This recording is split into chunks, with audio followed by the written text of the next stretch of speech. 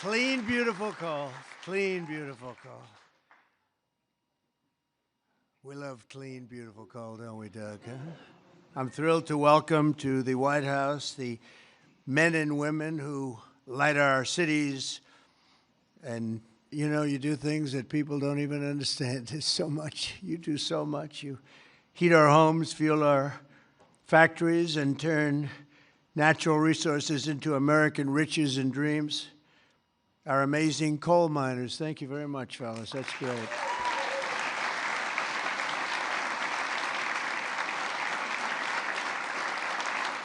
And I know you well. I know you well. I think I got about 97% of your vote. And you wouldn't want to do anything else. You wouldn't switch with a guy who had a beautiful penthouse apartment on Fifth Avenue. You wouldn't switch with that was me. I had a nice, easy life.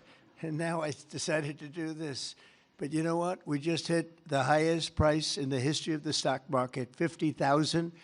And a lot of people are getting rich with your 401ks and everything else. So our country is back. We have the hottest country anywhere in the world. So it's pretty cool, right? So I want to just tell you, I really appreciate you being here. You're special people. You got mistreated very badly for a long period of time.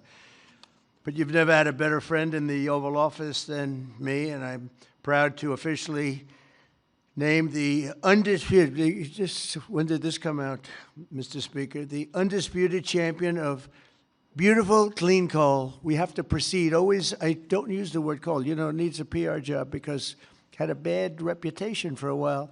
So we're not allowed to say the word coal anymore. It has to be preceded by beautiful, clean coal, okay? We're cleaning it up. Very good. And we're delighted to be joined by Secretary Doug Burgum, who's done a fantastic job from the great coal mining state of North Dakota. And thanks as well to Speaker of the House, Mike Johnson, a fantastic guy who's doing a great job. Thank you, Mike. EPA Administrator Lee Zeldin. He's our secret weapon. He's getting those approvals done in record-setting time. True. Great Senators John Barrasso and Jim Justice. Thank you very much for being here. Hi, Jim. Been a long time, Jim. You're looking good. Shelley Moore Capito. Thank you, Shelley. Thank you very much, darling. Marsha Blackburn, Bill Hagerty, Ted Budd, John Husted, Bernie Moreno, and David McCormick, all here, great senators, every one of them, great senators, representatives of the House, Jim Baird, Troy Balderson, Andy Barr, Dave Taylor, Warren Davidson, Troy Downing, Morgan Griffith, Brett Guthrie, Harriet Hageman, Mike Kelly, Dan Muser, Scott Perry, Carol Miller, Dana Harshberger, and Riley Moore. Boy, that's a good group of people. We have some others in here, too, and I'm not going to say it's just too many. Don't get angry at me. I'll never get their vote again. It's very dangerous. I also want to thank the president of the Washington Coal Club, Michael Day, CEO of the National Mining Association, Richard Nolan, along with many of the greatest business leaders in this powerful industry and a great industry it is. But of course, the most important people here today are those who get their hands a little bit dirty to keep America running at full speed, our frontline coal workers. And I'm pleased to report that in the first year of my presidency, real wages for the typical miner increased by more than $2,200. I'd say that's pretty good, right?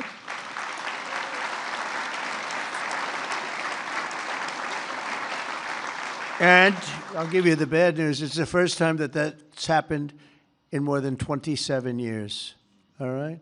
Those other presidents didn't take good care of you. They didn't take good care of you at all. They didn't realize what they had.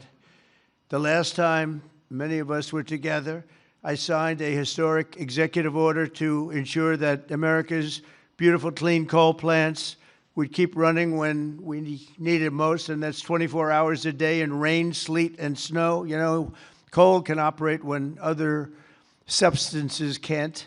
The Biden administration, he had no clue what he was doing. Shut down dozens of coal plants. They shut them down. Literally, it seemed like one a week, one a day. They were shutting them down left and right as fast as you could. They were paying people to shut down a coal plant. And if we had stayed on the ruinous path, we would have seen mass suffering and rolling blackouts all over the country. We would have had blackouts right now all over the country. We would have had a country that, worse than blackouts, every other thing would have been wrong with it too, with all of the horrible things that took place at our border. And right now our border is 100% secure. First time in the history of our country, actually.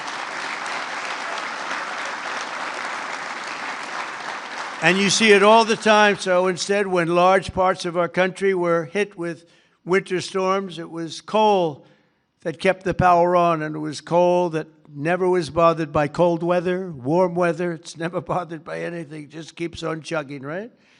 During this vicious storm, and they had some really bad ones, coal generation surged 31%, while solar and wind totally collapsed.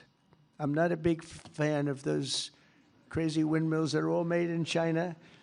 You know, they're made in China, but not used by China. Let's look for a couple of wind farms in China, see if you can find one. They sell us those things for fortunes, but we don't do them anymore. Have we done any this year, Doug? We're not going to do any, hopefully for 4 years in this country. They're losers. They lose. You're supposed to make money with energy, not lose money with energy. And they lose a lot of money.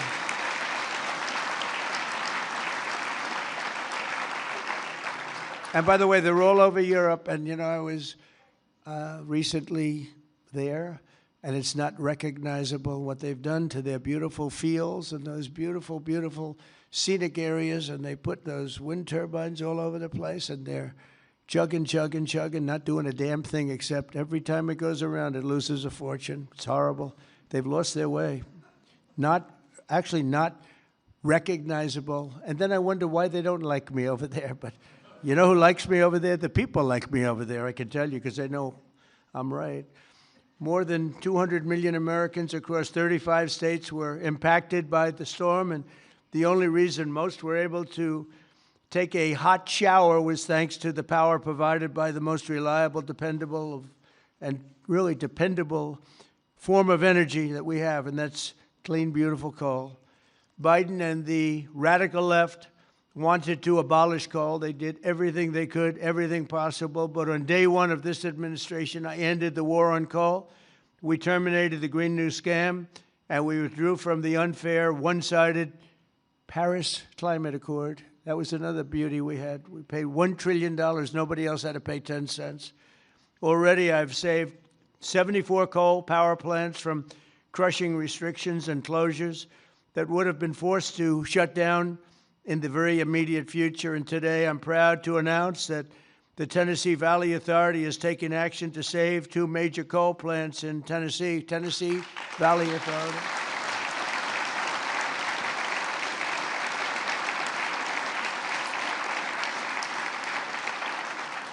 The plants are the Cumberland Fossil Plant and the Cumberland City. It's in Cumberland City. It's a big, beautiful thing that they just wanted to shut down. You know, the Tennessee Valley Authority has gone in a very stupid, very bad direction. The head of it, it's considered sort of semi-private. It's supposed to be semi-public, but it's semi-private. It's the highest paid government-type official in history. I think they pay them $10 million a year. They're paying them $10 million. I think the Speaker of the House wants to resign and head the Tennessee Valley Authority. And he could do a much better job, I can tell you that. Is that right, Doug? They pay him $10 million a year. Can you believe it? Well, Trump is on the scene now. We're going to make his life miserable. $10 million. I wonder what he got before he got that job. Probably making $150,000, right? And the Kingston fossil plant in Harriman, Tennessee, so they're going to remain open, and they're going to be vibrant. They're going to be improved, built up, and continue to do all the things that they do. These 2 plants were slated for termination, but we're going to save over 450 jobs by keeping them going and going strong. In addition, I'm directing the Department of Energy to issue funds to coal plants in West Virginia, Ohio, North Carolina, and Kentucky to keep them online and keep those plants open. Right, Jim?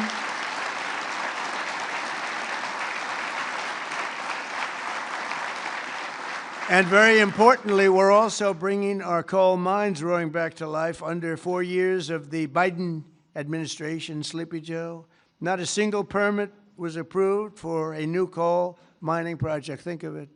4 years, not one permit. They were all being disapproved, actually. So not a single permit was approved. I didn't know that. But in 1 year of Trump, we've already approved over 70 permits for very big, very powerful mines that are going to be with us for many, many years to come. And we did that over the last 30 days. We did more than half of them because we have the system going now. It's a very reliable source, great source. If you look at some of the most prosperous places in the world, they run on coal. Since I took office, coal production is up by nearly 4 million tons a month after falling for decades. I mean, literally decades. Coal power generation is up by nearly 15% in my first year, and that number is going to be about 25 or 30% this coming year, at least. These pro-American energy policies are bringing energy prices way down. You see what's happening even with gasoline. I was in Iowa last week, and it was $1.85 a gallon. And many of them are $1.99 and $1.91 I saw. We have them under $2 a gallon now. A little while ago, just a year and a half ago, they were at $3.50, $4, $4.50. In California, $7 because of its crazy taxes. Coal is one of the lowest price energy sources, and it's probably considered by almost everybody to be the most reliable. It requires no subsidies because you make money with coal. More coal means lower cost and more money in the pocket of the American citizens and in the pocket, frankly, of the United States of America. That's not bad. Every once in a while, we have to take care of our country, right? With us today is Kayla Blackford, who drives a haul truck at Bear Run Mine in Duggar, Indiana. Great state. We love Indiana. I only like states that are one so big, you know. I want to pick. No, I like them all. Where she has worked for 5 years, and she's joined by her wonderful husband, Eric, who also works at the mine, and their really incredible son, Isaac. And Kayla, if you could come forward, I'd like to just have you say a few words, please. Come on up. Where's Kayla? Kayla? Oh, hi, Kayla.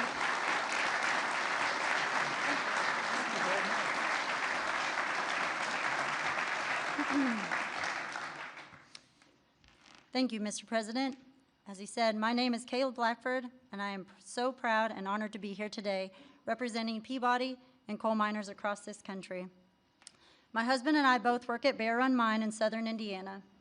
I drive a haul truck, and I train others on this large piece of equipment. A haul truck is used to move rock or coal and is capable of carrying loads of nearly 250 tons. The tires are 12 feet tall. When I stand next to one, I barely reach the middle of the tire. It's the best job I've ever had, and not just because of the cool mom points I get for driving big equipment.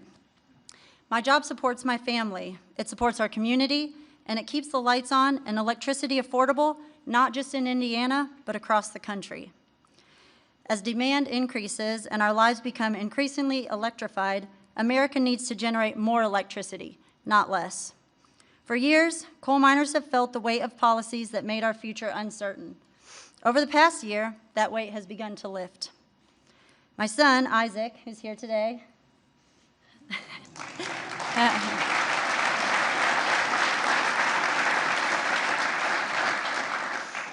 has friends whose parents also work at Bear Run. And when you grow up seeing huge mining equipment from the road, like Isaac and his friends do, you dream about the day when you get to run that equipment.